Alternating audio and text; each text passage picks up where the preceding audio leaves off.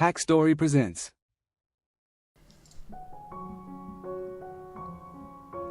Hanggang saan ang kaya mong isakripisyo para sa utang na loob? Handa ka bang talikuran ng prinsipyo mo para sa taong tumulong sa iyo noong walang-wala ka? Sa kwentong ito, makikilala niyong isang pangulo na naipit sa pagitan ng tungkulin at ng nakaraan at isang batang hamog na may bitbit na lihim na yayanig sa lahat. Humanda kayo dahil sa mundong ito, hindi lahat ng nakikita ng mata ay totoo. Lumayas ka sa opisina ko. Hindi mo ba naririnig? Ang sabi ko, lumayas ka. Hindi ko pipirmahan ang batas na yan hanggat ako ang nakaupo sa pwesto. Huwag mo akong tataasan ng boses diyan. Baka nakakalimutan mo kung sinong kausap mo. Baka nakakalimutan mo kung sino ang naglagay sa'yo sa upuan na yan. Wala akong utang sa'yo. Ang taong bayan na naglagay sa akin dito. Wala akong pakialam kung gaano karaming perang inilabas mo noon. Hindi ko ibebenta ang moralidad ko para sa sugal na gusto mong ipakalat sa bansa. Moralidad? Huwag kang magbalinis. Sa tingin mo ba, makakarating ka sa Malacanang kung puro kabutihan lang ang dala mo? Tinulungan kita diyan. Ako ang naghatid sa'yo kung nasaan ka ngayon. Kaya pag-aari kita. Bitawan mo ko. Nasasaktan ako. Makinig ka sa sasabihin ko. Pirmahan mo ang papel o sisiguraduhin kong babagsak ka. At kapag bumagsak ka, isasama ko sa hukay ang pamilya mo. Hayop ka! Bumuelo si Diana, handa nang sampalin si Dennis. Ano? Sasampalin mo ko? Sige, gawin mo! Hayop ka talaga! Bago pa maunang tumama ang kamay ni Diane sa mukha ni Dennis, inunahan na siya nito at sinampal sa mukha. Masakit? Kulang pa yan. Tandaan mo ang sakit na yan. Dahil sa susunod na suwayin mo ako, hindi lang sampal ang aabutin mo.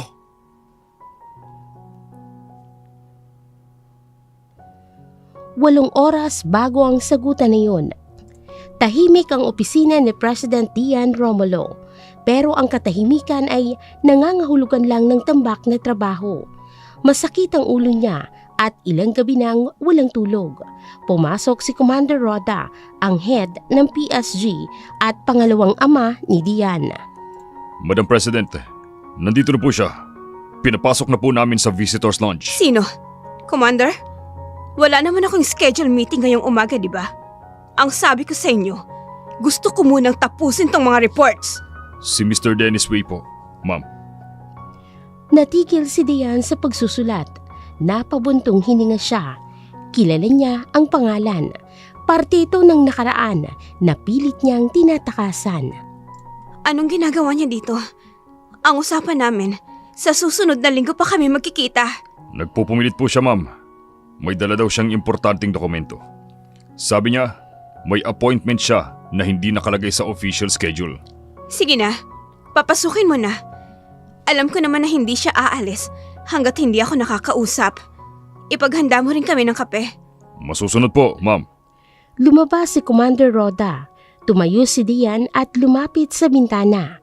Naaalala niyang panahon na pareho pa silang mahirap ni Dennis sa Tondo.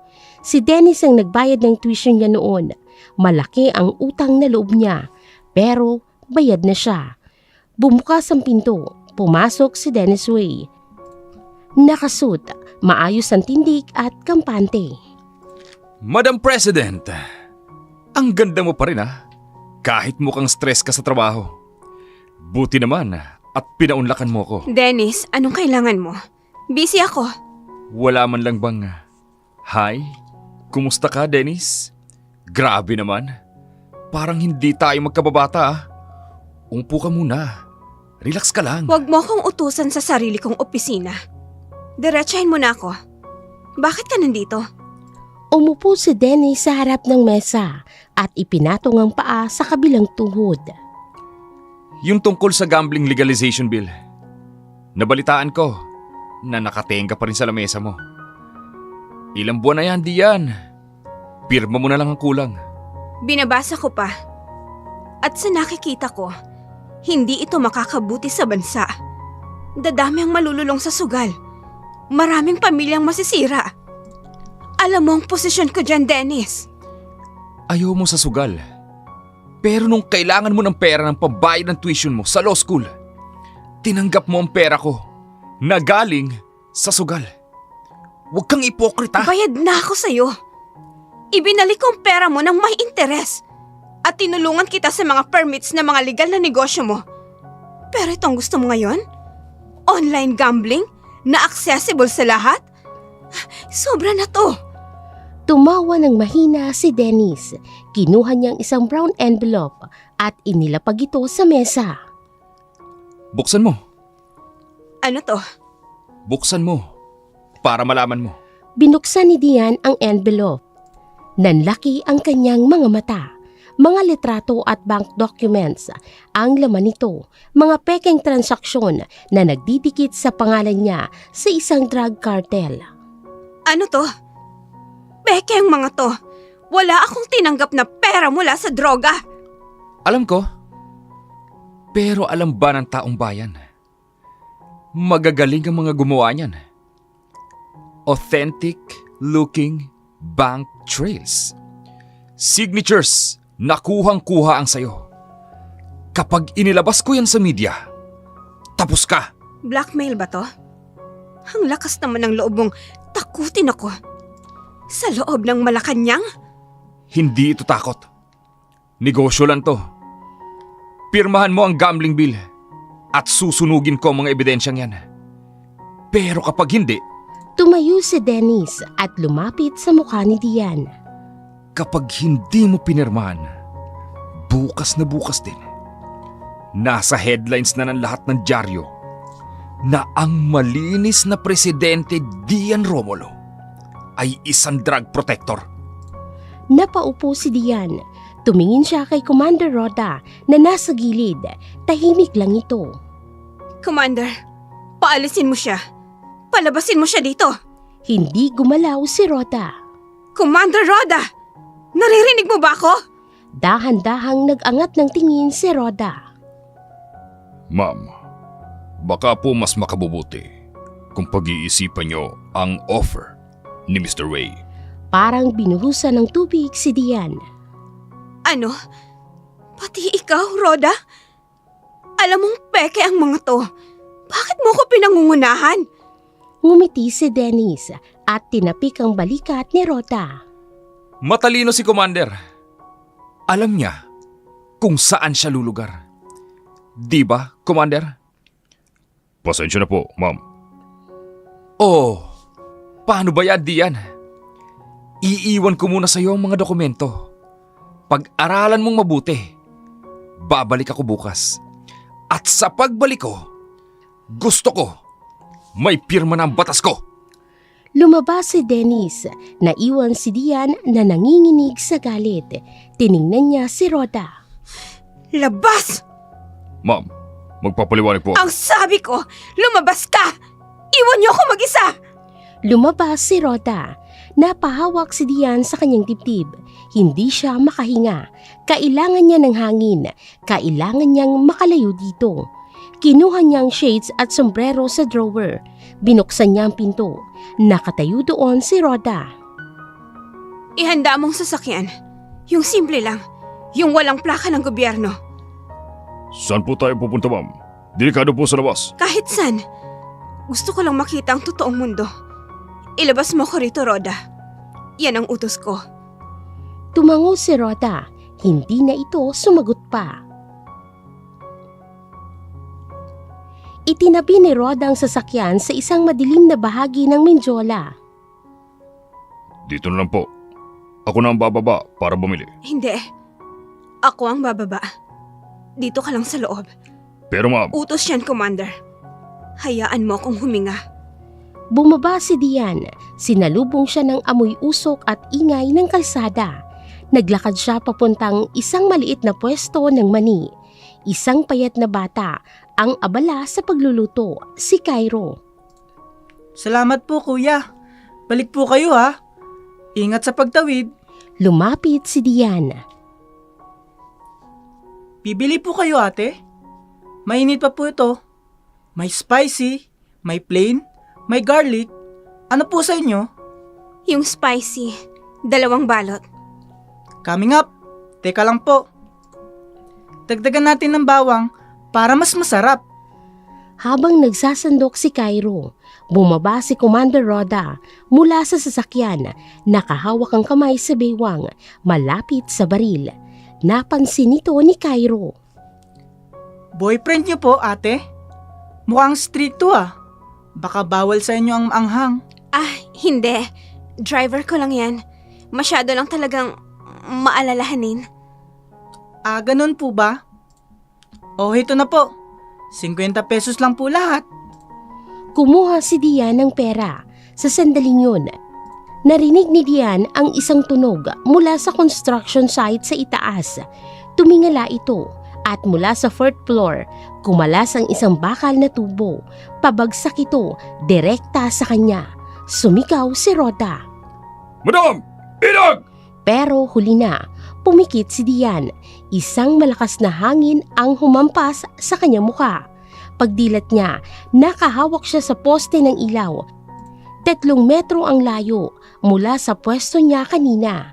Sa pwestong yun, nandoon ang bakal na tubo. Bumaon ito sa simento at winasak ang payong ng kariton. Lumingon siya. Hawak siya ni Cairo sa braso. Hingal na hingal ang bata. Natulala si Dian. 1 segundo lang ang nakalipas. Paano siya nailipat ng bata ng ganoon kabilis? Tumakbo si Roda papalapit. Madam, ayos lang kayo? Binitawan ni Cairo si Dian at mabilis na lumayo. Naku, sayang yung paninda ko. Natapon lahat. Pinulot ni Cairo ang nagkalat na mani. Nilapitan naman siya ni Dian at hinawakan sa balikat. Teka lang, bata, paano mo ginawa yun? Tumingala si Cairo. May takot sa mga mata nito. Ang alin po? Hinila ko lang po kayo. Buti na lang alerto ako. Mabilis po talaga ako kumilos kapag natataranta. Hindi yun basta mabilis. Nasa kabila ka ng kariton. Paano mo ko nahila papunta sa gilid sa loob ng isang kisap mata? Tumawa ng pilit si Cairo at umatras. Adrenaline rush lang po yun, ate. Sige po, uwi na po ako. Delikado na po dito. Baka may mahulog ulit. Mabilis na iniligpit ni Cairo ang kanyang mga gamit. Madam, kailangan na nating umalis. Baka dumami ang tao. May napansin si Dian, ang bakal na tubo na nahulog. Mayupi at hugis ng maliliit na daliri. Parang sinalo ito bago binitawan. Roda, nakita mo ba yun? Ang alin po? Yung bakal? Opo ma'am, muntik na kayo. Hindi ako nakailag. Iniligtas ako ng bata. Hinila na ni Roda si Dian pabalik ng sasakyan habang umaandar palayo. Nakatingin si Dian sa side mirror. Nakita niya si Cairo sa kanto na wala ang ngiti nito. Seryoso. Parang binabasa nito ang pagkatao ni Dian mula sa malayo. Sa isang masikip na eskinita, mabilis na nagtutulak ng kariton si Cairo. Huminto siya sa tapat ng isang barong-barong. Tiningnan niya ang kanyang kamay. Pula at maga ito dahil sa pagsalo ng bakal. Pero habang pinapanood niya, unti-unting nawawala ang pamamaga. Bumalik sa dati ang balat sa loob lang ng ilang segundo. Lagot, nakita ng babaeng yun. Sana isipin niya na panaginip lang ang lahat. Pumasok si Cairo sa loob at inilak ang pinto. Ligtas na siya ngayong gabi, pero hindi niya alam na ang babaeng iniligtas niya ay ang Pangulo ng Pilipinas. At hindi ito titigil hanggat hindi nahahanap ang katotohanan. Habang gulong-gulo ang isipan ng Pangulo sa Malacanang, sa isang sulok naman ng Maynila, may ibang klaseng gulo ang nangyayari. Sa loob ng isang barong-barong na pinagtagpi-tagpi mula sa yero at plywood, nakatayo ang 5 bata. Sila ay hindi dokumentado, mga pangalang nakasulat sa listahan ng mga namatay sa sunog. Taon na ang nakalipas. Pero buhay sila at sila ay may espesyal na kakayahan na hindi alam ng lahat. Pumasok si Cairo sa pinto, hingal na hingal. Agad niyang sinaraduhan ng pinto at isinandig ang likod nito. Bumungad sa kanya ang 4 na bata. Si Chester, malaki ang katawan pero sa edad niya, kasalukuyang nagbubuhat ng isang sirang makina ng sasakyan gamit ang isang kamay habang kumakain ng tinapay. Si Leia, nakaupo sa sulok, nakapikit, may suot na makapal na headphones para hindi marinig ang malakas na ingay ng paligid kahit kilometro pa ang layo nito. Si Kate, nakabiti ng patiwarik sa isang kisame habang nagbabasa ng comics.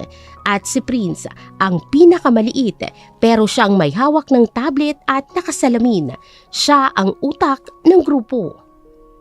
Bakit late ka? At bakit tumaas ang heart rate mo ng 150 beats? Noong 8:05 p.m. Lumapit si Prince kay Cairo at itinutok ang tablet sa mukha nito. Wala ito.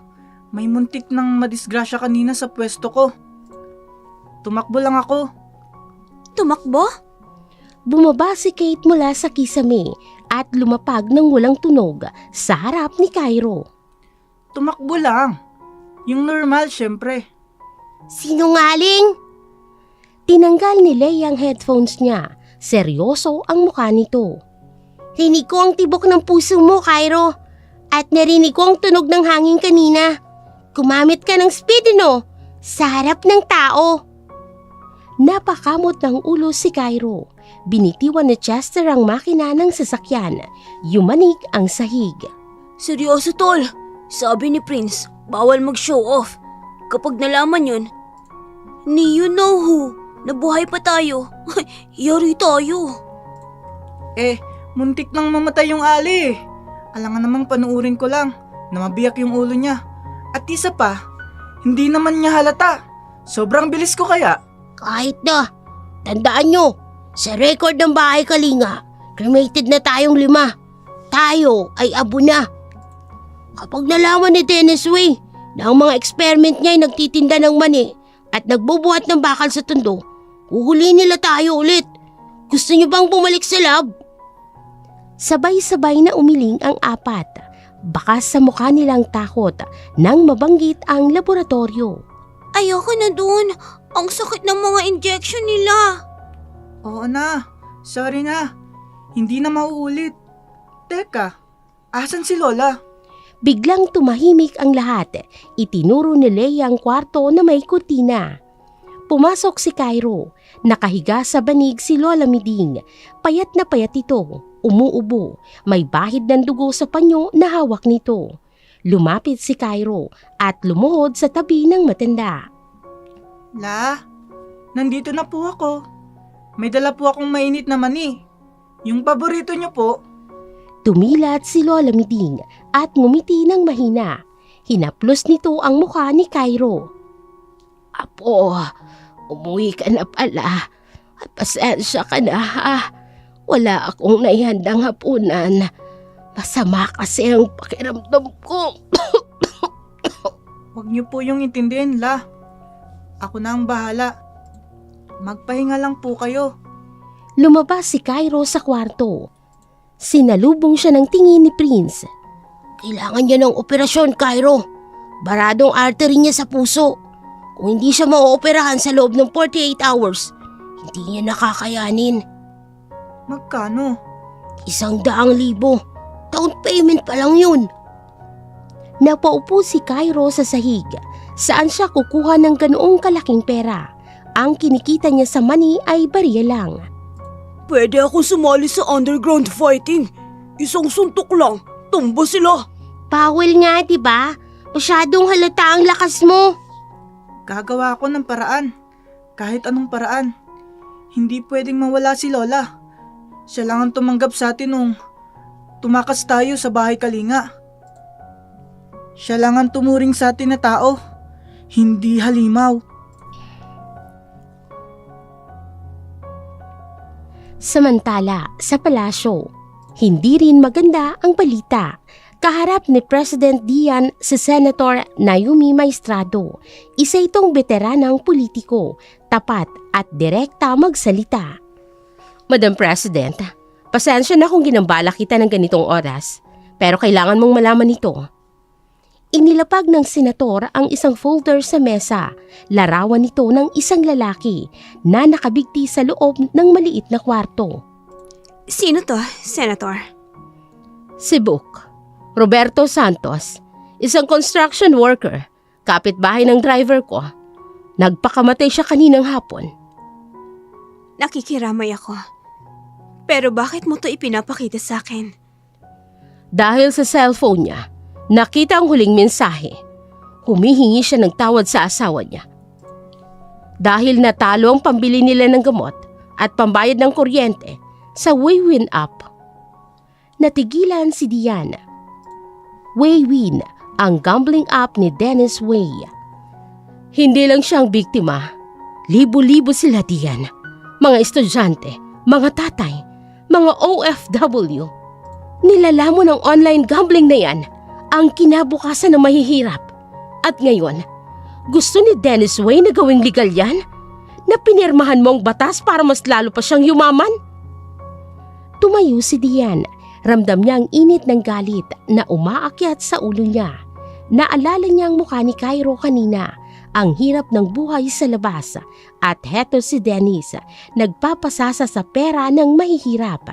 Kinuha ni Diane ang telepono sa mesa. Commander Roda, Bumukas ang pinto at pumasok si Rhoda. ikunik mo ako kay Dennis Way. Ngayon din. Sa kabilang linya, nasa penthouse si Dennis Way, umiinom ng wine. Dian, napatawag ka. Handa na bang pirma mo? Ang bilis mo naman mag-isip. Makinig kang mabuti, Dennis. Itago mo na yung mga peking ebidensya mo. Ikalat mo sa buong mundo kung gusto mo. Sabihin mo na drug lord ako. Sabihin mo na mamamatay tao ako. Wala akong pakialam. Teka, anong sinasabi mo? Alam mo ba ang kapalit niyan? Sisirain kita. Hindi ko pipirmahan ang batas mo. Sa katunayan, magpapatawag ako ng nation address ngayon din. Idideklara kong illegal ang lahat ng operasyon mo. Ipapa-freeze ko ang lahat ng assets mo. Tapos na ang laro mo, Dennis. Huwag mong gagawin yan, Dian. Papatayin kita. Papatayin ko silang lahat. Binabaan ni Diane ng telepono si Dennis. Humarap siya kay Rhoda at kay Senator Naomi. Senator, tulungan mo kong i-draft ang speech. Rhoda, ihanda mong security. Magdedeklara tayo ng gera laban sa sugal. Sa loob ng isang oras, humarap si President Dian sa buong bansa. Walang script, walang paligoy-ligoy. Mga kababayan, matagal na tayong nagbubulag-bulagan. Ang sugal ay hindi solusyon sa kahirapan. Ito ay sakit. At bilang inyong pangulo, tungkulin kong gamutin ang sakit na ito. Nanunood ang buong bansa. Nanunood ang mga tao sa palengke. Nanunood ang mga super kids sa tablet ni Prince. Simula sa araw na ito, ipinag-uutos ko ang total ban sa lahat ng online gambling operations. At iniuutos ko na sa Anti-Money Laundering Council na i-freeze ang lahat ng bank accounts na konektado sa Way Corporation. Ibinato ni Dennis Way ang baso ng wine sa malaking TV screen at nabasag ito. Namumula ang mukha niya sa galit. Nanginginig ang kanyang laman. Ang lakas ng loob mo! Ang lakas ng loob mong kalabanin ako! Kinuha niya ang kanyang cellphone. Rhoda! Sagutin mo! Sumagot si Commander Rhoda sa kabilang linya. Sir, Nakita mong ginawa ng amo mo! Gusto niya ng gulo! Pwes, ibibigay ko sa kanya! Gawin mo na ang plano! Ngayon na! sir, masyadong mainit ngayon. Maraming media sa labas. Wala akong pakialam! Gusto mo bang mabuhay ang asawa mo? Nasa akin ang gamot, Rhoda. Nasa akin ang buhay niya. Kapag hindi mo rin nala sa akin si Dian, ngayong gabi, magpapaalam ka na sa misis mo. Tumahimik ang kabilang linya. Masusunod po, sir. Ibinaba ni Rhoda ang telepono. Nakasandal siya sa dingding ng garahe. Napapikit siya at tumulo ang luha sa mata niya. Dumaan ang isang PSG officer. Commander, ready na po ang convoy. Dadaan ba tayo sa EDSA? Pauwi sa bahay pag-arap? Tumilat si Rhoda. Pinunasan niya ang luha at inayos ang kanyang tindig. Hindi. Masyadong traffic. Mag-iiba tayo ng ruta. Gamitin ang Route Delta. Route Delta. Pero sir, madilim doon at walang CCTV coverage. Delikado po. Ako ang masusunod. I-divert nyo ang back-up vehicles sa main road. Ang sasakyan lang ni Madam at dadaan sa Route Delta. Gusto niyang umiwas sa media. Naintindihan mo? Yes sir. Umalis ang officer. Naiwan si Rhoda na nakatingin sa kawalan. Patawarin mo ko, Dian. Patawarin mo ko. Ang desisyon ay nagawa na. Ang bitag ay nakalatag na. Habang naghahanda si Dian na umuwi, iniisip niyang tapos na ang laban. Iniisip niyang nanalo siya. Pero hindi niya alam na ang sasakyang sasakyan niya ay magdadala sa kanya hindi sa pahinga, kung hindi sa impyerno. Sa isang iglap, nagbago ang ihip ng hangin. Ang akala mong ligtas na daan ay papunta pala sa bangin. Ang akala mong kakampi ay siya palang magtutulak sa iyo pababa. Si President Dian, kampante, natapos na ang laban. Pero ang hindi niya alam, nagsisimula pa lamang ang tunay na gulo. At sa pagkakataong ito, hindi sapat ang kapangyarihan niya bilang Pangulo para iligtas ang kanyang sarili. Madilim ang kalsada, walang ilaw ang mga poste, tanging ang headlight lang ng sasakyan ang tumatanglaw sa daan. Napansin ni Dian na ibang dinadaanan nila, masikip, maputik, walang ibang sasakyan. Tumingin siya kay Commander Rhoda. Nakahawak ng mahigpit ang kamay nito sa manibela. Pinagpapawisan nito kahit malamig ang aircon. Commander, saan tayo dadaan? Hindi ito ang daan pa uwi. Hindi sumagot si Rhoda. Tuloy-tuloy lang siya sa pagmamaneho. Rhoda, kinakausap kita. Bakit tayo nandito? Asan ang mga backup? Pasensya na po, ma'am. Kailangan po nating umiwas. May threat po sa main road. Threat? Bakit hindi mo sinabi sa akin? Ibalik mong sasakyan. Bumalik tayo sa palasyo. Hindi na po pwede. Huminto ang sasakyan sa gitna ng kawalan. Sa harap nila, may nakaharang na dalawang itim na van. Bumukas ang pinto ng van. Lumabas ang 10 lalaki, armado ng mahabang baril. Nakatakip ang mga mukha. Nanlaki ang mata ni Dian. Tumingin siya kay Rhoda. Rhoda, anong ibig sabihin nito? Dahan-dahang lumingon si Rhoda kay Dian. Namumula ang mata nito. Nanginginig ang boses. Hawak nila ang asawa ko, Dian. Papatayin nila si Elena kapag hindi kita ibinigay. Ano? Ipinagpalit mo ko? Pamilyang turing ko sa'yo, Rhoda. Paano mo nagawa to? Patawad po, ma'am. Patawad po. Pinindot ni Rhoda ang unlock button ng pinto. Agad na binuksan ng mga armadong lalaki ang pinto. Sa side ni Dian, hinila siya palabas ng marahas. Ano ba? Bitawan niyo ako! Rhoda! Tulungan mo ako! Hindi kumalaw si Rhoda. Nakayuko lang ito sa driver's seat habang kinakaladkad ng mga kidnapper si Dian pasakay ng van. Tinakpan ng sako ang ulo ni Dian at tinalian ang kamay. Umarangkada ang van palayo. Naiwan si Rhoda sa dilim kasamang konsensya na habang buhay niyang dadalhin. Sa kabilang dako ng lungsod, tahimik na naghahapunan ang mga bata. Tuyo at kanin ang kinakain. Si Leia, na kanina pa nakatanggal ang headphones, ay biglang napatigil sa pagsubo. Nabitawan niya ang kutsara. Tumingin siya kay Cairo. Leia, anong problema? Tumayo si Leia. Hinawakan niya ang kanyang tenga na masakit. Sumisigaw. Sobrang lakas. Sobrang takot. Maraming sumisigaw dito sa tondo, Leia. Baka nag-aaway-away lang mag-asawa. Hindi. Iba ito eh. Pamilyar ang boses. Yung babae kanina. Yung iniligtas ni Cairo. Napatingin si Cairo kay Leia. Narinig ko ang pangalan niya. Tian. At narinig ko rin ang boses ng isang lalaki. Rhoda.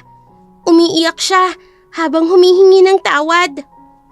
Agad na kinuha ni Prince ang kanyang tablet. Mabilis ang daliri niya sa pagtipa. Accessing PSG radio frequency. Scanning local distress signals. Got it! May convoy na nawala sa GPS tracker. 5 minuto nang nakakalipas. Reroute Delta. Malapit sa lumang warehouse ni Dennis Wei. Si Dennis Wei na naman. Gigil na talaga ako sa tao na yun ah. Anong gagawin natin, Cairo? Hahayaan ba natin? Tumingin si Cairo kay Lola Miding na natutulog sa kwarto. Alam niyang delikado. Alam niyang pwede silang mahuli. Pero naalala niyang mukha ni Dian kanina. Ang takot nito at naalala niyang sinabi nito sa TV. Nalalabanan nito ang sugal. Na sumira ng buhay ni Kuya Bok. Tumayo si Cairo. Seryoso ang kanyang mukha. Hindi. Tutulungan natin siya. Siya ang lumaban para sa katulad natin. Yes! Bakbaka na! Teka lang, Chester. Walang patayan. Tandaan nyo, mga bata pa rin tayo. Rescue mission lang to. Hindi assassination. Kate, ikaw sa scouting. Leia, magiging mata ka at tenga sa amin. Prince, patayin mo ang mga CCTV at alarm. Chester, alam mo na ang gagawin mo ha? Ngumiti si Chester at pinalagutok ang mga buto sa kamao. Tara na, bago pa mahuli ang lahat. Nakarating ang mga bata sa warehouse sa loob ng 10 minuto. Ginamit nila ang mga bubungan ng bahay para hindi makita. Madilim ang paligid ng bodega. May mga bantay na nakapalibot, armado ng baril. Nakadapa ang 5 bata sa bubungan ng katabing building. 2 sa gate, 3 sa loob. Nasa gitna si Dian, nakatali sa upuan. Paparating pa lang si Dennis Wei. Narinig ko sa radyo nila, 10 minutes away. 10 minutes? Masyadong mabilis. Kailangan na nating kumilos ngayon din. Kate, kaya mo bang pasukin ng bintana sa taas? Sisiw! Tumalon si Kate mula sa bubungan. Walang ingay, parang pusa. Gumapang siya sa pader, paakyat sa bintana ng warehouse. Prince, yung ilaw! Pinindot ni Prince ang tablet. Namatay ang lahat ng ilaw sa perimeter. Nagkagulo ang mga bantay sa gate. Anong nangyari? Bakit nag-burn out? Check nyo yung breaker. Bilis! Lumapit ang isang bantay sa gilid. Doon na naghihintay si Chester. Mula sa dilim, lumabas ang kamay ni Chester. Hinawakan niya ang baril ng bantay at nilukot ito na parang papel. Nanlaki ang mata ng bantay. Anong? Isang pitik lang ni Chester sa noo ng bantay. Natumbay ito at tulog agad. Ang isa pang bantay, akmang sisigaw, pero nasa likod niya na si Cairo. Isang mabilis na chop sa liig, walang malay. Clear na ang labas. Pumasok na tayo. Sa loob, nakatali si Dian sa isang upuan. May piringang mata at busal ang bibig. Umiiyak siya. May 3 bantay na nakabantay sa kanya. Naka-flashlight lang sila dahil walang kuryente. Ano ba yun? Ang init! Buksan niyo ang pinto! Biglang may narinig silang kaluskos sa itaas. Tumingala sila. Nakabitin si Kate sa beam ng bubungan at nakangisi. Hi mga kuya! Bumitaw si Kate. Lumagpak siya sa balikat ng isang bantay at ginamit ang bigat niya para patumpahin ito. Ang 2 natitirang bantay ay magpapaputok na sana pero biglang pumasok si Cairo. Sa sobrang bilis, nawala ang mga baril sa kamay nila. Bago pa nila makalapit ang gatilyo, pagtingin nila sa kamay nila, Wala na ang baril, nasa sahig na, baklas-baklas na ang piyesa. Nagulat ang mga bantay. Sumugod si Chester, hinawakan niyang dalawang ulo ng bantay at pinaguntog ng mahinalang, sapat para mawalan ng malay. Sabay bagsak ang dalawa. Tinanggal ni Cairo ang piring at ang busal ni Diane. Namumutla si Diane, nanginginig. Pagdilat niya, nakita niya ang 5 bata na nakapalibot sa kanya. Mga batang nakahudi, pero kilala niya ang isa, ang batang tindero. Ikaw? Cairo? Shh! Huwag na po kayong maingay. Ililigtas po namin kayo. Sino? Sino sila? Anong ginagawa niyo dito? Madam President, base po sa calculation ko, may 3 minuto bago dumating si Dennis Way. Unless gusto niyo magkape muna. Kailangan na po nating umalis. Kinalaga ni Leia ang tali ni Diane. Inalalayan siya ni Chester na tumayo. Ang gaan niyo naman po. Kumakain po ba kayo? Teka, nalilito ako. Paano niyo napatumba ang mga armadong lalaki? Ang mga bata lang kayo. Mamaya na lang po kami magpapaliwanag. Ate, takbo na po tayo. Palabas na sila ng pinto nang biglang dumating ang isang convoy ng sasakyan sa labas. Ang liwanag ng headlights ay tumagos sa loob ng warehouse. Napadapa sila. Nandito na sila, si Dennis, at marami siyang kasama. Nasa 15. Patay, wala tayong exit. Nasa main door silang lahat. Tumingin si Diane kay Cairo. Nakita niyang takot sa mukha ng bata. Pero nakita niya ang tapang. Prince, asan ang emergency exit? Sa likod, pero naka-wheeled ang pinto. Bakal yun. Tumingin si Cairo kay Chester. Chester, kaya mo ba? Ngumiti si Chester. Baka lang yun. Akong bahala. Tumakbo sila sa likod. Humarang si Chester sa harap ng bakal na pinto. Huminga siya ng malalim. Buwelo. Suntok. Lumipad ang bakal na pinto palabas. Nawasak ito. Lumabas sila sa likod ng warehouse. Masukal na damuhan ito papunta sa ilog. Tito, bilis! Tumakbo sila sa gitna ng dilim. Rinig nilang sigawan ng mga tauhan ni Dennis sa loob nang makita nilang wala na ang bihag. Hanapin niyo sila! Walang ititirang buhay! Hingal na hingal si Diane, pero hila-hila siya ni Cairo. Hindi siya makapaniwala. Tumatakbo sila sa gitna ng talahiban kasama ang 5 bata na may kakayahang gumawa ng imposible. Ligtas siya sa ngayon, pero alam niyang simula pa lamang ito ng mas malaking gulo. At ang batang hawak niya ang kamay, si Cairo, ay may susi sa lahat ng ito.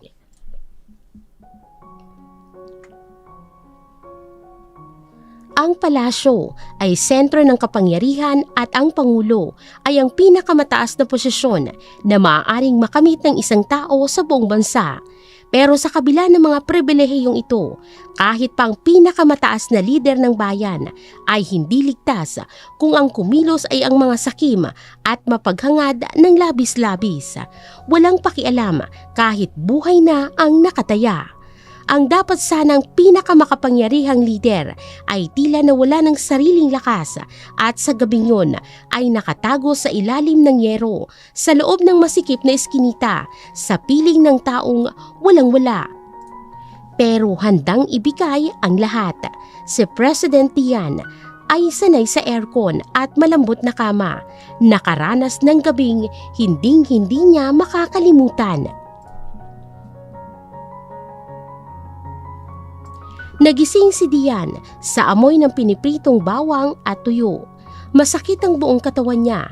Ang huli niyang naaalala ay ang pagtakbo nila sa talahiban kasama ang mga bata. Dumilat siya. Ang kisame ay gawa sa tagpi-tagping yero na may mga butas na tinakpan ng karton. Ang higaan niya ay manipis na banig na nakalatag lamang sa sahig na simento. Umupo siya. Nakita niyang 5 bata na nakapalipot sa maliit na mesa. Kumakain sila ng almusal. Gising na si Madam. Sabi ko sa inyo eh. Gutom lang yun. Walang taong kayang matulog ng diretsyo kapag naamoy yung sinangag ko. Lumapit si Cairo kay Dian. May dala itong baso ng tubig. Ayos lang po ba kayo ate? Pasensya na po. Ito lang po ang bahay namin. Medyo masikip. Kinuha ni Dian ang tubig at ininom ito. Tumingin siya sa paligid. Maliit lang ang bahay. Walang pintura ang pader, pero malinis. Salamat. Salamat sa pagligtas sa akin. Kung hindi dahil sa inyo, baka patay na ako ngayon. Naku, wala yun.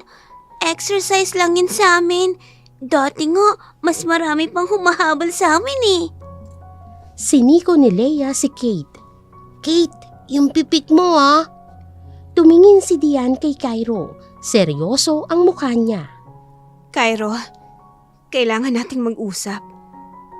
Yung nakita ko kagabi, yung lakas ni Chester, yung bilis mo, yung ginawa ni Kate at ni Prince, hindi yun normal. Sino ba talaga kayo? Nagkatinginan ang mga bata. Ibinaba ni Chester ang hawak niyang tinapay. Huminga ng malalim si Cairo. Umupo siya sa bangkito sa harap ni Dian. Naniniwala po ba kayo sa halimaw, Madam President? Halimaw? Yan ang tawag nila sa amin. Mga halimaw. Mga failed experiment.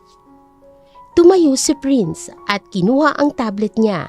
Ipinakita niya kay Dian ng isang lumang litrato ng isang building. May logo ito ng Way Pharmaceuticals. 5 taon na po ang nakakaraan. May project po si Dennis Way na tinatawag na Project Kalinga. Sa papel, ang punan nito para sa mga batang kalye. Libreng pagkain, libreng tirahan. Alam ko yan. Isa yan sa mga charity projects na ipinagmalaki niya noon. Hindi yun charity. Laboratorio yun. Kami ang mga nakuha nila. Tinurukan nila kami ng kung ano-anong gamot. Gusto nilang gumawa ng mga sundalo na hindi napapagod, hindi nasasaktan, at sumusunod lang sa utos. Nanlaki ang mga mata ni Dian. Marami kami noon. Pero 5 na lang kaming nakatakas nung nasunog ang lab. Ang akala ni Dennis Way, patay na kaming lahat. Kaya nagtago kami dito. Namuhay kaming tahimik. Ayaw na namin bumalik sa impyerno na yon. Napatakip ng bibig si Dian. Ang kababata niya, ang taong tumulong sa kanya noon, isa pala itong demonyo na gumagamit ng mga inosenteng bata. Biglang may narinig silang ubo mula sa kabilang kwarto. Malakas, parang napupunit na ang baga. Tumakbo si Cairo sa kwarto. Sumunod si Dian. Nakita nila si Lola Miding namumutla at may dugo sa unan. Lola! Lola! Huwag po kayong bibitaw! Prince, yung gamot! Ubus na, Cairo. Huling dosage na yung kagabi. Lumapit si Dian kay Lola Miding. Hinawakan niya ang kamay ng matanda. Ang init, nilalagnat ito. Kailangan natin siyang dalhin sa ospital. Ngayon din! Hindi pwede. Walang tatanggap sa amin. Wala kaming ID. Wala rin kaming pera. At kapag lumalabas kami, baka makita kami ng mga tauhan ni Dennis. Ako ang bahala. Ako ang pangulo. Ipapagamot ko siya. Tumingin si Cairo kay Dian. May luha sa mga mata ng bata. Pangako? Pangako. Hindi lang siyang ililigtas ko, Cairo. Kayong lahat. Pananagutin ko si Dennis Way sa ginawa niya sa inyo.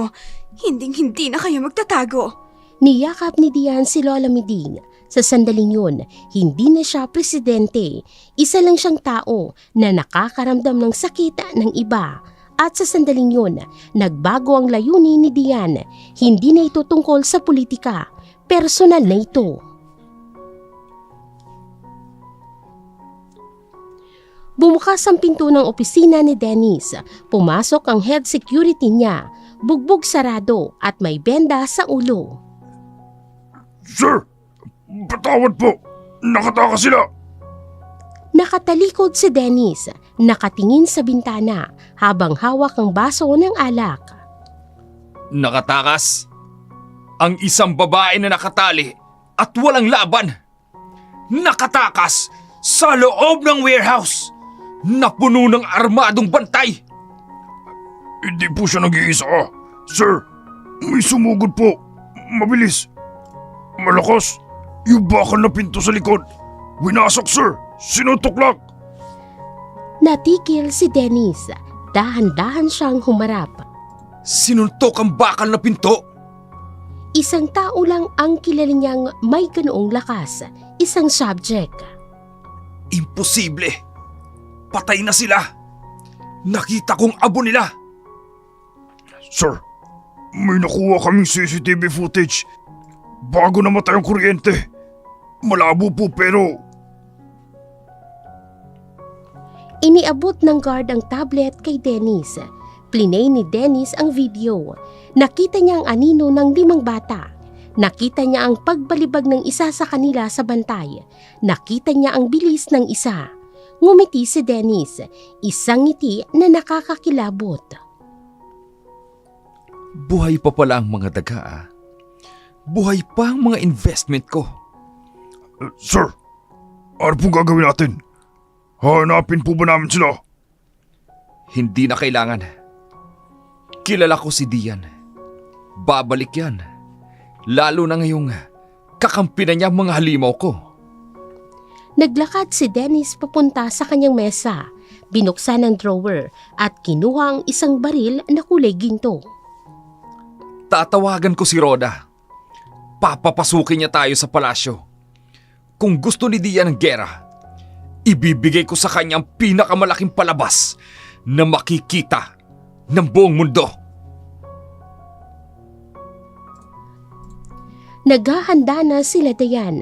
Nakahudi na rin si Dian na hiniram niya kay Chester. Madam President, nahack na po ang security system ng palasyo. Pero may problema. Offline na po ang lahat ng camera sa grand staircase. Ibig sabihin, may nag-manual override. Si Dennis, nandun na siya.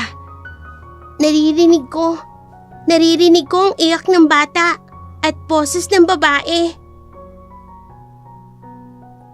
Namutla si Dian. Ang anak ko, ang asawa ko. Humarap si Dian sa 5 bata. Delikadong gagawin natin. Pwede kayong mapahamak. Pwede kayong mamatay. Kung gusto niyong magpaiwan, maiintindihan ko. Nagkatinginan ang super kids. Si Chester, sinuntok ang palad niya. Si Kate, nag-inat ng liig. Si Prince, inayos ang salamin. Si Leia, itinali ang buhok. At si Cairo ay ngumiti. Ate Dian, sanay po kaming lumaban para sa buhay. Ang kaibahan lang, ngayon, may pinaglalaban na kami. Tara, bawiin natin ang palasyo. Sa ilalim ng tirik na araw, lumabas ang grupo mula sa slums. Isang pangulo, isang genius, isang gymnast, isang strongman, isang radar, at isang speedster. Ang hindi alam ni Dennis Way, ang hinahamon niya ay hindi lang isang gobyerno. Ang hinahamon niya ay isang pamilya na nabuo sa gitna ng unos. At wala nang mas delikado pa sa pamilyang may gustong protektahan.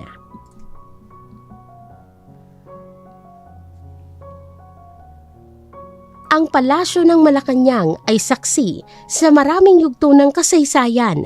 Nakita nito ang pagpapalit-palit ng mga nakaupo sa kapangyarihan. Nakita nito ang mga piging, ang mga permahan ng batas at ang mga bulungan ng mga naghahari-haring uri. Pero sa araw na ito, ibang masasaksihan ng mga pader nito. Hindi ito politika. Ito ay personal. Sa loob, isang makapangyarihang kriminal ang naghihintay ng kanyang tropeyo. Sa ilalim naman ng lupa, sa madilim at mabahong daluyan ng tubig, ang tunay na pag-asa ng bayan ay gumagapang pabalik. Maliwanag ang ilaw sa grand staircase, pero walang saya ang liwanag nito. Nakatutok ang mga spotlights sa gitna ng hagdanan, kung saan nakaupo ang 2 tao. Ang first gentleman na si Marcos Romulo at ang kanilang 10 taong gulang na anak na si Sophie. Nakatali ang kanilang mga kamay, may tape sa kanilang bibig. Nanginginig si Sophie dahil sa takot habang pilit siyang niyayakap ng kanyang ama gamit ang nakataling mga braso. Sa paligid nila, nakatayo ang 15 armadong tauhan. Naka-uniforme sila ng PSG, pero hindi sila PSG. Mga private army sila ni Dennis Way na pinapasok ni Commander Roda. Sa gitna, nakatayo si Dennis. Hawak niyang isang baso ng mamahaling whiskey na kinuha niya mula sa private bar ng Pangulo. Nasa harap niya ang isang camera setup na nakahook sa national broadcast. Nakalive na ba tayo? Siguraduhin yung malinaw ang feed. Gusto kong makita ng bawat Pilipino ang mukha ng takot. Yes sir, live na po tayo sa lahat ng channels at social media platforms. 5 billion viewers and counting. Ngumiti si Dennis, inayos niya ang kanyang kurbata at humarap sa kamera. Magandang gabi, Pilipinas. Kilala niyo ako bilang isang negosyante, philanthropist, kaibigan ng bayan. Pero ngayon, gusto kong makilala niyo ako bilang ang taong magmumulat sa inyo sa katotohanan. Naglakad si Dennis papalapit kay Marcos at Sophie. Hinawakan niya ang buhok ni Sophie. Umiiyak ng walang boses ang bata. Nakikita niyo sila? Ito ang pamilya ng inyong mahal na Pangulo. Ang pamilyang pinangakuan niya ng proteksyon. Pero nasaan si Presidente Dian Romulo ngayon? Tumingin si Dennis sa kamera ng diretso. Wala siya dito. Tumakas siya. Iniwan niya ang kanyang pamilya sa oras ng panganib. Ganyan ba ang leader na gusto niyo? Isang duwag? Isang taong uunahin ang sarili bago ang kanyang sariling dugo? Sa gilid ng hagdan, nakatayo si Commander Roda. Nakayuko. Hindi niya matingnan si Marcos. Kaibigan niya si Marcos. Inaanak niya si Sophie. Lumapit si Dennis kay Roda. Inakbayan niya ito habang nakatutok pa rin sa kamera. Commander Roda, sabihin mo sa bayan, nasaan ang Pangulo? Dahan-dahang nag-angat ng tingin si Roda. Putla ang mukha nito, tuyot ang lalamunan. Si Presidente Romulo ay umalis. Hindi ko alam kung saan siya pumunta. Narinig niyo? Kahit ang head ng PSG, iniwan niya. Nakakahiya. Binitawan ni Dennis si Roda at bumalik sa gitna. Itinaas niya ang kanyang baril. Tian, alam kong nanunood ka. Bibigyan kita ng isang oras. Isang oras para sumuko at pirmahan ang gambling bill sa harap ng buong bayan. Kapag hindi ka dumating, well, sabihin na nating maghahanap ang Pilipinas ng bagong first family. Pinatay ni Dennis ang live feed pansamantala. Cut the feed. Break muna. Painumin nyo ng tubig ang mga bihag. Ayokong himatayin sila bago ang main event. Lumapit si Roda kay Dennis. Pabulong ang boses nito pero madiin. Wala to sa usapan, Dennis. Ang sabi mo, pipilitin lang natin silang pumirma. Bakit dami ang bata? Bakit naka-livestream? Tumawa si Dennis. Tinapik-tapik niya ang pisngi ni Roda gamit ang nguso ng baril. Masyado ka namang sentimental, Roda. Kaya hindi ka umaasenso eh. Ito ang show business. Kailangan ng drama para maniwala ang tao.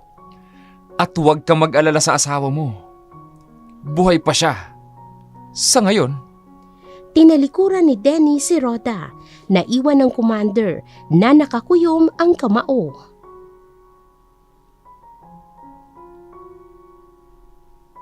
Samantala, ilang metro sa ilalim ng lupa, iba ang sitwasyon. Madilim, maputik at higit sa lahat masangsang ang amoy. naglalakad si Dian at ang Super Kids sa loob ng lumang sewage tunnel. Hanggang tuhod ang tubig na kulay itim. Gamit lang nila ang flashlight ng cellphone ni Prince at ang night vision goggles ni Leia. Nakahoodie pa rin si Dian pero puno na ito ng putik. Ang sapatos niyang pang-opisina ay nasira na, kakalakad niya sa mga bato. Grabe, sabi ko kanina gutom ako. Pero nung naamoy ko to, naku, parang busog na ulit ako. Ang diet palang amoy ng kanal ng Malacanang. Arte mo naman, Chester. Mas mabaho pa nga yung hininga mo pagkising sa umaga eh. Hoy, magsipilyo ako, no? Minsan nga lang kapag may toothpaste. Pwede ba? Huwag kayong maingay. Baka may echo dito. Baka marinig tayo sa itaas. Nasa unahan si Dian. Siyang nagtuturo ng daan kahit na si Prince ang may hawak ng mapa sa tablet. Madam President, sigurado po ba kayo na tama itong dinadaanan natin? Base sa blueprint na na-download ko from the archives, dapat lumiko tayo pa kanan. Luma ng blueprint na yan, Prince. Ipinasara na ang lagusan na yun. Noong panahon pa ng martial law. Dito tayo sa kaliwa. Ito ang secret exit na ginagamit ng mga hardinero noon para magpuslit ng gamit. Wow, alam na alam niyo po ah. Madalas po ba kayong tumakas dati? Lumingon si Dian kay Cairo. Ngumiti siya. Ito na ang unang beses na ngumiti siya ngayong gabi. Nung bata ko, yung tatay ko, hardinero dito sa palasyo. Dati sinasama niya ako dito. Dito kami dumadaan para hindi makita ng mga gwardya. At sino mag-aakala na gagamitin ko ulit ito? Hindi bilang anak ng hardinero, kundi bilang pangulo. Shh! Wait lang. Tumikil silang lahat sa paglalakad. Itinaas ni Leia ang kanyang kamay. Hinawakan ni Leia ang pader ng tunnel. Ipinikit niya ang kanyang mga mata. May tubig na dumadaloy sa unahan. Malakas. At may tunog ng bakal. Parang fan. Malaking electric fan. Ventilation shaft. Yan ang exit natin papunta sa garden shed. Paano kung nakasara? Eddie, bubuksan mo. Ano pang silbi ng muscles mo? Display? O sige, basta ikaw ang mauna. Baka may ipis eh. Nagpatuloy sila sa paglalakad. Habang papalapit sila sa ventilation shaft, naging seryoso ang usapan. Ate Dian, tanong lang po. Kapag natapos to, ano nang mangyayari sa amin? Ibabalik niyo po ba kami sa DSWD? O ikukulong niyo kami dahil delikado kami? Natikil si Dian. Humarap siya sa mga bata. Nakita niyang takot sa mga mata nila. Takot na pagkatapos silang gamitin ay itatapon na lang sila ulit. Lumapit si Dian kay Cairo. Hinawakan niya ang balikat nito. Walang pandidiri kahit marumi ang damit ng bata. Makinig kayong lahat. Hindi kayo mga gamit. Hindi kayo mga sandata. Mga bata kayo. At pagkatapos nito, hindi kayo makukulong. Mag-aaral kayo. Magkakaroon kayo ng bahay. At si Lola Miding, gagaling siya. Pangako yan ng isang pangulo. Actually, madam, mas okay kung pangako ng Tita Dian na lang. Masyadong madalas mapako ang pangako ng mga politiko eh. Based on the statistics. Natawa si Dian ng mahina. O sige, pangako ni Tita Dian. Okay na sa akin yun. Basta may unlimited fried chicken. At aircon. Gusto ko ng aircon. Guys, tama na yung daldal. Nandito na tayo. Nasa harap na sila ng isang malaking rehas na bakal. Sa likod nito, isang higanteng exhaust fan na mabagal na umiikot. Chester, your turn. Tanggalin mo na yung rehas. Pero dahan-dahan lang. Huwag mong iuulog sa tubig. Lilikayan ng ingay. Dumapit si Chester. Hinawakan niya ang mga bakal na rehas. Hinga ng malalim. Isipin mo, si Dennis Way ang bakal na to. Piniga ni Chester ang bakal. Umungol ang metal habang nababaklas mula sa semento. Dahan-dahang binuhat ni Chester ang rehas at iniabot kay Cairo at Dian. Inilapag nila ito sa gilid nang walang tunog. Ako nang mauuna. Pahihintuhin ko ang fan. Tumalon si Kate. Kumapit siya sa gilid ng pader at sumiksik. Sa pagitan ng mga LSC, kinuha niyang isang tubo na nakakalat at ipinandang ito sa motor ng fan. Huminto ang ikot ng LSC. Claire, akit na! Isa-isa silang umakyat. Si Chester ang nagbubuhat kay Prince. Si Cairo ang umalalay kay Dian. Lumabas sila sa loob ng isang maliit na garden shed. Puno ito ng mga pala, walis tingting at mower. Sumilip si Leia sa siwang ng pinto. 2 guard sa may fountain. Nag-uusap, naninigarilyo. Kailangan nating makapunta sa service entrance sa likod ng kitchen. Doon walang CCTV. Wait, madam. I-disable ko muna ang sensor sa garden. Nagtipa si Prince sa tablet niya. Ilang segundo lang. Done. Disable na ang garden cameras. Pero paano ang mga guards? Ako nang bahala sa mga guards. Distraction lang. Di ba? Cairo, mag-iingat ka. May mga baril sila. Don't worry, Tita Dian. Hahagisan ko lang sila ng bato. Yung malayo, Lumabas si Cairo ng dahan-dahan. Gumapang siya sa damuhan. Kumuha siya ng isang bato. Huminga siya ng malalim. Nag-focus siya. Bumagal ang mundo sa paningin niya. Nakikita niya ang usok ng sigarilyo ng guard na dahan-dahang umaangat sa ere. Ibinato niya ang bato papunta sa kabilang dako ng garden, malapit sa gate. Tumama ang bato sa isang bakal na drum. Malakas ang tunog. Napalingon ang 2 guard. Ano yun? Baka pusa. O baka nagtangkang umakyat sa bakod. Tara, check natin. Tumakbo ang 2 guard palayo sa fountain, papunta sa gate. ngayon na! Takbo! Tumakbo sina Dian, Chester, Leia, Prince at Kate mula sa shed, papunta sa likod ng kitchen. Mabilis, walang lingon-lingon. Nakarating sila sa pinto. Nakalak ito. May biometric lock ito.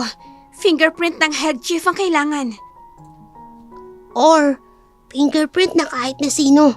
Basta i-bypass ko ang scanner. Naglabas si Prince ng isang maliit na wire mula sa tablet at isinaksak ito sa ilalim ng scanner. Running override script. 3, 2, 1. Bumukas ang ilaw ng scanner. Green light. Bumukas ang pinto. Iba ka talaga, Prince. Pwede ka bang mag-hack ng ATM? Pwede, pero bawal. Criminal offense yun under Republic Act 10175.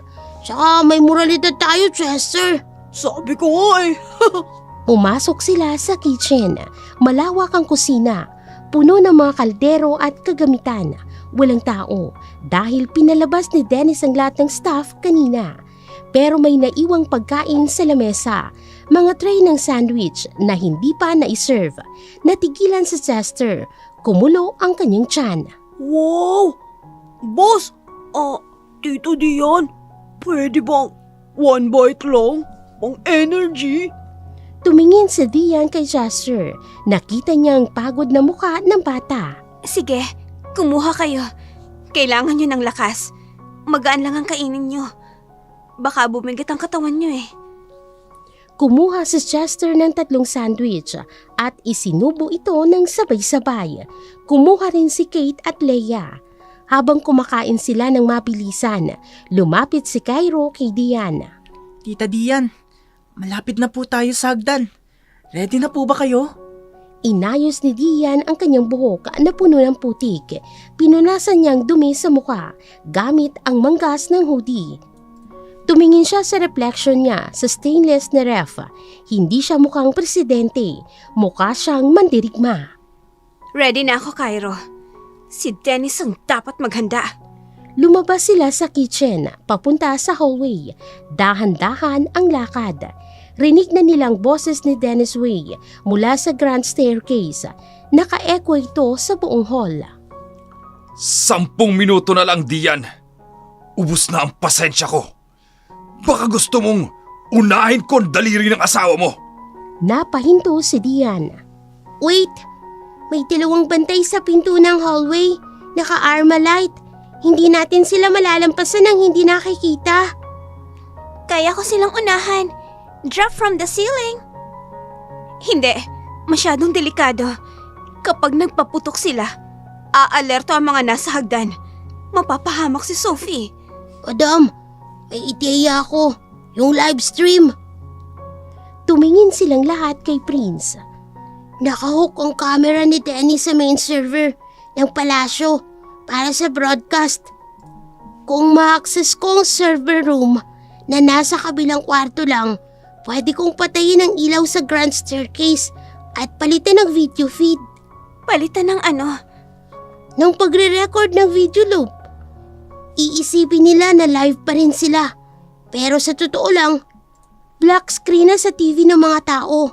Mabubulag sila sa dilim. Pero tayo, may night vision.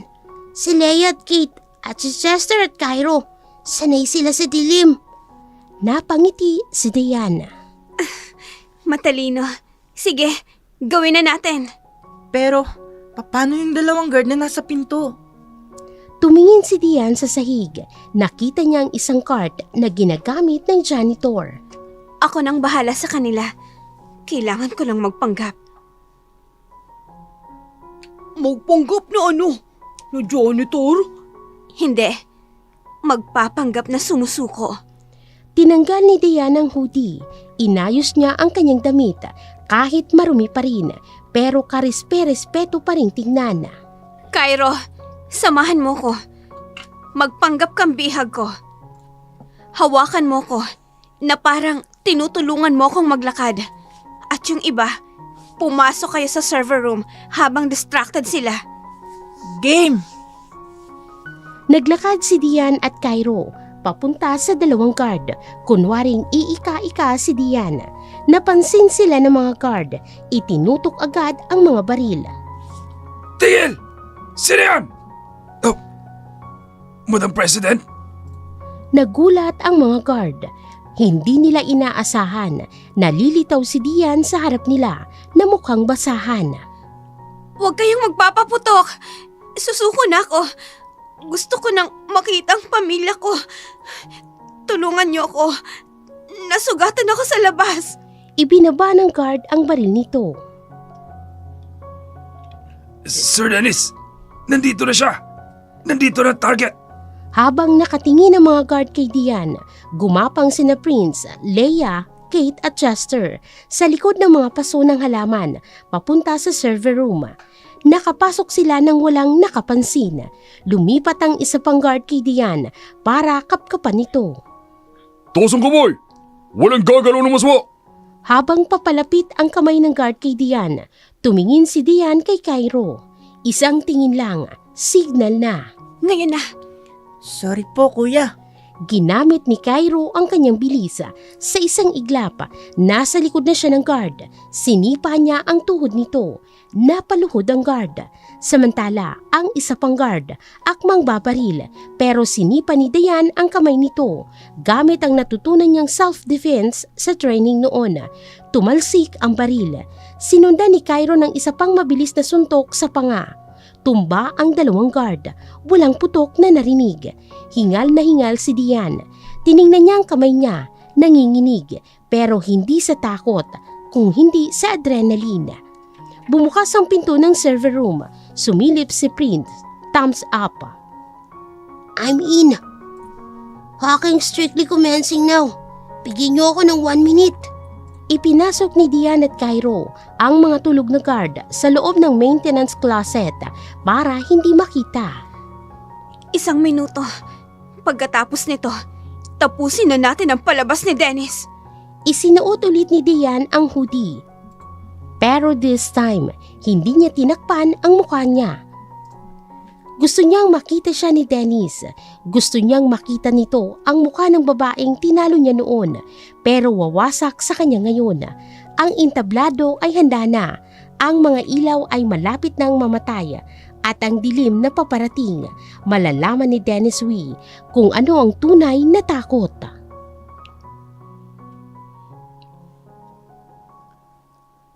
Ang bawat kwento ay may katapusan, pero ang paraan ng pagtatapos ang siyang tumatatak sa kasaysayan. Sa Grand Staircase ng Malacanang, naghihintay ang isang tusong kalaban. Hawak niya ang buhay ng pamilya ng Pangulo. Hawak niya ang liig ng pamahalaan. Pero ang sandaling inaakala niyang tagumpay ay hindi nagtatagal. Ang oras ng paniningil ay magaganap na. Nakatayo pa rin si Dennis sa gitna ng hagdanan. Hawak niya ang baril sa kanyang kanang kamay, habang ang kaliwang kamay ay nakahawak sa balikat ni Sophie, ang anak ng Pangulo. Sa paanan ng hagdan, nakaluhod si First Gentleman Marcos. Putok ang labi nito.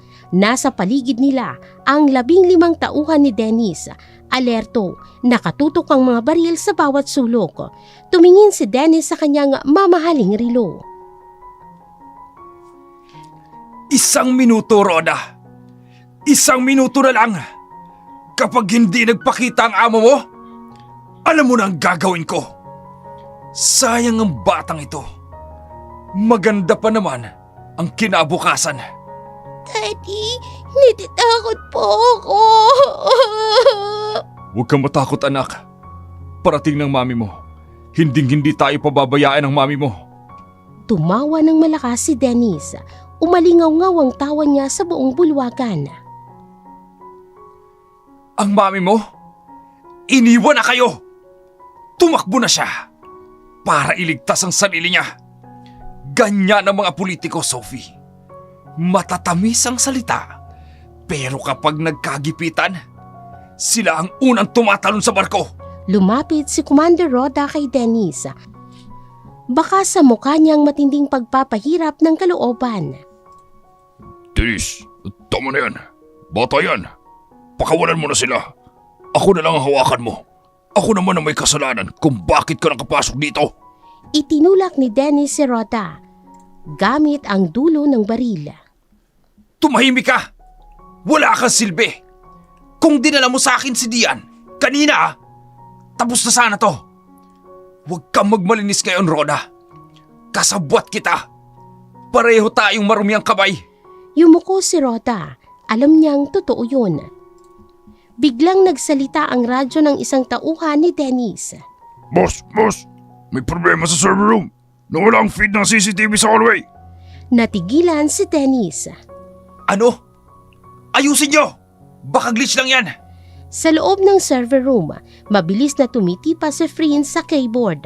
Katabi niya si Chester na nagbabantay sa pinto. Override complete. Security protocols disabled. And lights out in 3, 2, 1. Pinindot ni Prince ang enter key. Biglang namatay lahat ng ilaw sa Grand Staircase. Ang malaking chandelier, ang mga wall lamp, pati na ang spotlight sa gitna. Nabalot ng dilim ang buong lugar. Nagkaroon ng panik ang mga tauhan ni Dennis. Ano nangyari? Bakit ang brownout? Buksan niyo mga flashlight. Bantayan niyo ang hagdan. Nagsindi ang mga flashlight ang mga armadong lalaki. Ang mga sinag ng ilaw ay naglilikot sa dilim, magulo, nakakahilo. Sa gitna ng kaguluhan, narinig nilang boses ni Dennis. Walang aalis sa pwesto. Hawakan niyo mga bihag. Rhoda, anong kalokohan to? Pero bago pa makasagot si Rhoda, may narinig silang tunog, isang mahinang kalabog, tapos isa pa at isa pa. Sa taas ng hagdan, sa may balcony, may nakatayong 5 anino. Nagsalita si President Dian. Ang boses niya ay buo, matapang, walang bahid ng takot. Dennis Way, ang sabi mo, gusto mo akong makita. Nandito na ako. Itinutok ng mga tauhan ni Dennis ang flashlight sa taas. Nakita nila si Dian, nakahudi, at sa likod niya, 4 na bata na nakatakip din ang muka at isang batang lalaki na nakatayo sa gilid sa tabi niya, si Cairo. Diyan! Buba ka dyan! Kung ayaw mong pasabugin ang bungo ng asawa mo! Huli ka na, Dennis. Tapos na ang palabas mo. Kids! Attack! Sumigaw si Chester. Tumalon siya mula sa balcony. Isang 15-foot drop. Lumapag siya sa gitna ng mga tauhan ni Dennis. Sa lakas ng bagsak, nayanig ang sahig. Cannonball! Hinawakan ni Chester ang dalawang bantay at pinag-untog ang ulo ng mga ito. Tumumba agad, nagkagulo. Nagpaputok ang ibang mga bantay pero wala silang tinamaan. Samantalang si Kate ay nakabitin sa mga chandelier gamit ang lubid. Bumababa siya ng mabilis. Sinisipa ang mga baril mula sa kamay ng mga kalaban. Si Leia nakapikit sa isang sulok na siya namang sumisigaw ng direksyon. Cairo! Sa kaliwa! May dalawang paparating kay Marcos! Tumakbo si Cairo. Hindi siya nakita ng mata, parang hangin lang na dumaan. Ang dalawang bantay na lalapit sana kay Marcos ay biglang tumalsik papalayo. Sinuntok sila ni Cairo sa tiyan bago pa nila maikasa ang kanilang baril. Nakalapit si Cairo kay Marcos at Sophie. Tito, Sophie, yumuko kayo. Huwag kayong aalis sa likod ko. Sino ka, bata? Paano mo nagawa yun? Mamaya na po kayo mag-interview. Yuko! Ang grand staircase ay naging battleground. Si Diane, gamit ang kanyang training at adrenaline, ay nakipagsabayan sa isang bantay. Inagaw niyang bato nito at pinalo sa tuhod. Ang Super Kids ay gumalaw bilang isang unit. Si Chester ang tangke, sinasalo ang mga suntok at ibinabalibag ang mga kalaban. Si Kate ang distraction, tumatalon-talon para lituhin sila. Si Leia ang radar, sinasabi kung saan manggagaling ang atake. At si Cairo ang proteksyon, sinisiguradong walang makakalapit sa pamilya ni Diane. Nataranta si Dennis, nakita niyang bumabagsak ang mga tauhan niya isa-isa. Mga batang hamog lang ang tumatalo sa kanyang private army. Mga walang kwenta! Patayin niyo sila! Barilin niyo mga bata! Itinaas ni Dennis ang kanyang gintong baril. Itinutok niya ito kay Diane na abala sa pakikipagbuno sa isang bantay. Paalam! Diyan! Kalabit na lang ang kulang, pero may humarang. Si Commander Rhoda. Tumalon si Rhoda sa harap ni Dennis at hinawakan ng baril. Wag! Pumutok ang baril. Tinamaan si Rhoda sa tiyan. Napahinto ang lahat. Umalingaw-ngaw ang putok sa buong bulwagan. Bumagsak si Rhoda sa sahig. Duguan. Gulat na gulat si Dennis. Binitawan niya ang baril. Tanga ka ba? Bakit mo sinalo? Tumakbo si Diane papalapit kay Rhoda. Rhoda! Rhoda! Commander! Lumuhod si Diane sa tabi ni Rhoda. Umiiyak. Hinawakan ni Rhoda ang kamay ni Diane. Madam, patawad. Ito lang ang paraan para makabawi ako. Huwag ka magsalita. Dadalhin ka namin sa ospital. Huli na. Iligtas mo. Iligtas mo ang bayan, Diane. Gaya ng pagliligtas mo sa akin noon. Bumigat ang kamay ni Rhoda. Pumikit ang kanyang mga mata. At sa gabing yun, binawian siya ng buhay. Tumayo si Diane. Dahan-dahan, pinunasan niyang luha sa kanyang pisngi. Humarap siya kay Dennis Way. Ang mukha ni Diane ay hindi mukhang isang politiko. Ito ay mukha ng isang ina na nawala ng anak, isang leader na nawala na ng sundalo. Tapos na tayo, Dennis! Umatras si Dennis.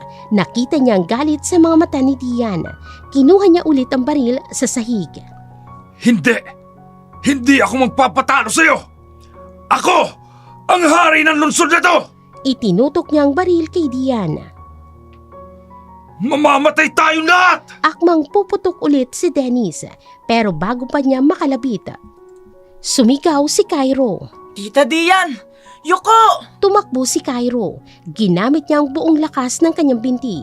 Sumabog ang tiles ng sahig sa lakas ng talon ni Cairo. Sa ere, sinalo ni Cairo ang bala gamit ang kanyang balikat habang binabangga niya si Dennis.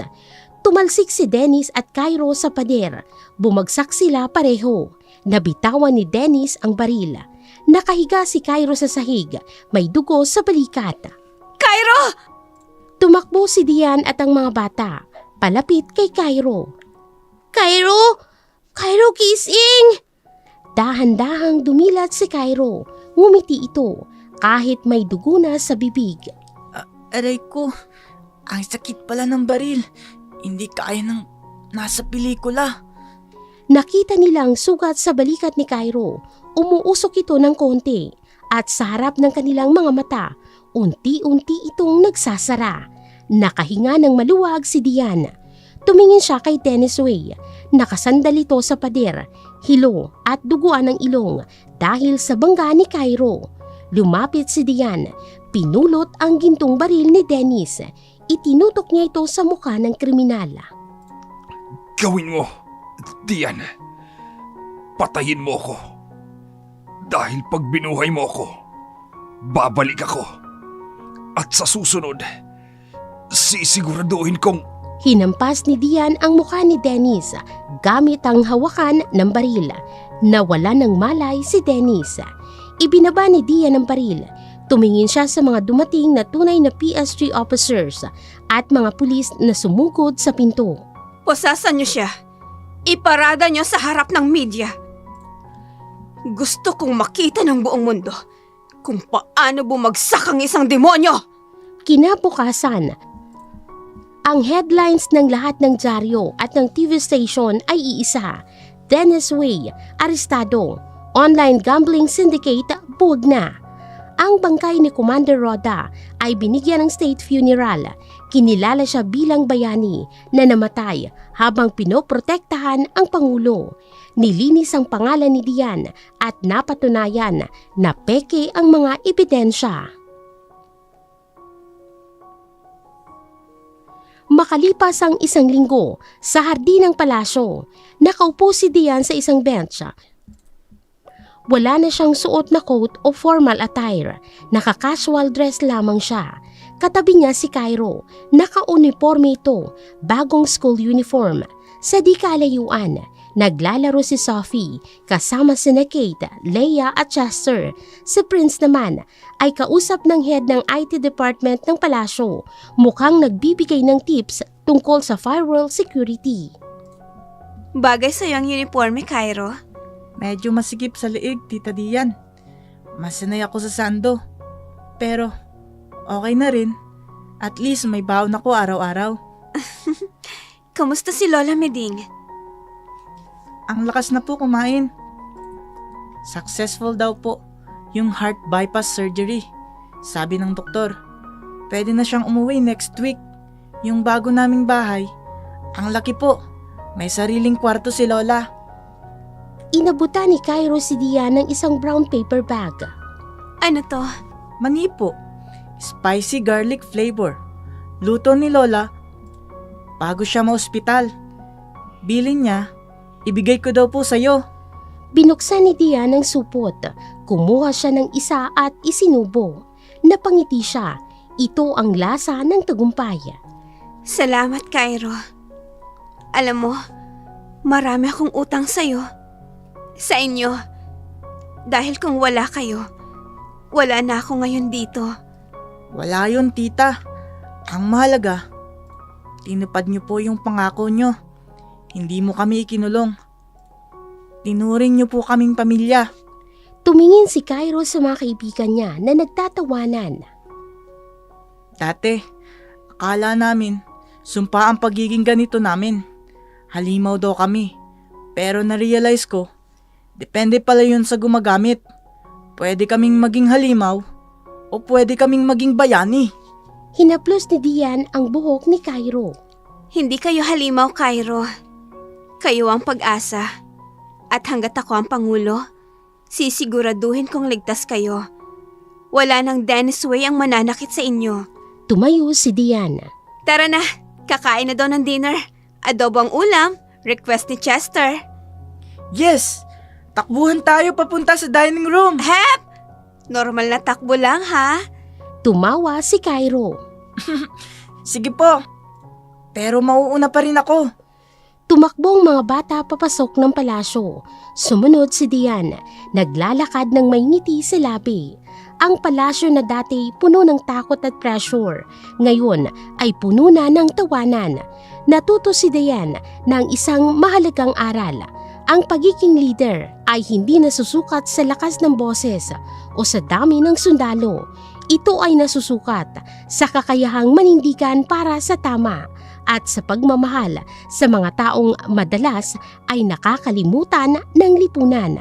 At ang sikreto ng batang tindero, mananatili itong lihim, isang magandang lihim na nagbubuklod sa kanila habang buhay. At dito na po nagtatapos ang kwento ni Cairo, ang batang tindero at President Dian. Sana po'y nagustuhan ninyo ang kwento at kinapulutan ng aral na kahit gaano kaliit o kahina ang tingin natin sa iba, may kakayahan tayong gumawa ng malaking pagbabago. At minsan, ang tunay na bayani ay hindi nakasuot ng kapa, kundi nagtitinda lang sa kanto. Muli, maraming salamat sa patuloy ninyong suporta sa ating channel. Hanggang sa muli.